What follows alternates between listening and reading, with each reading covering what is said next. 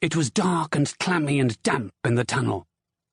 Even though Halt wasn't a tall man, he found he had to stoop as he made his way along, and his shoulders brushed the rough, unlined clay walls on either side.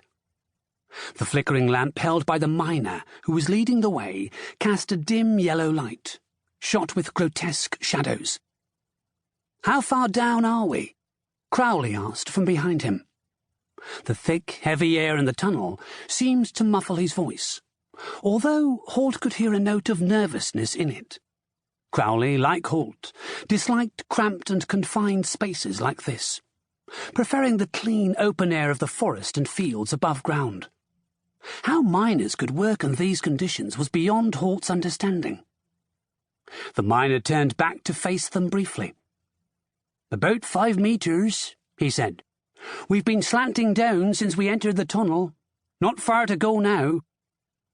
At his words, Halt felt the massive weight of earth and clay above them bearing down on him. His chest constricted, and he had difficulty breathing.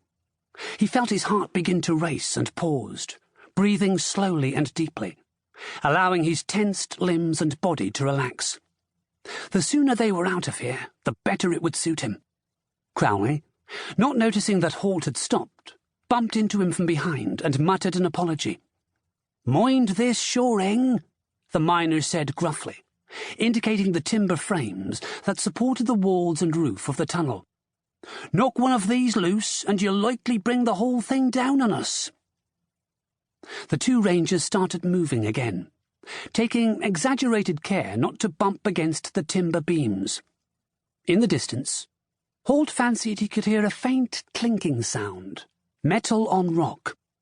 For a moment he thought he might be imagining it, but the miner confirmed it for him. "That's the lads at work," he said. "Hear them?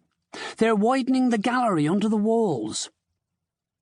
He set off again and they followed, anxious not to be left out of the shallow pool of light cast by the lamp. The clinking grew louder. It didn't sound as if anyone were wielding their picks too vigorously, and Halt remarked on the fact. The miner laughed grimly. "You don't go bashing away in earth like this," he said. "Else you'll have a collapse on your hands. Slow and steady does it." Ahead, Halt could see a small circle of yellow light. As they proceeded, it became larger and brighter. Eventually, they arrived at a widened gallery, set at right angles to the tunnel. It was heavily braced with timber shoring, and ran 4 or 5 meters to either side of the tunnel, forming a T-shaped intersection. The roof was higher here, at least 1 meter higher than Halt's head.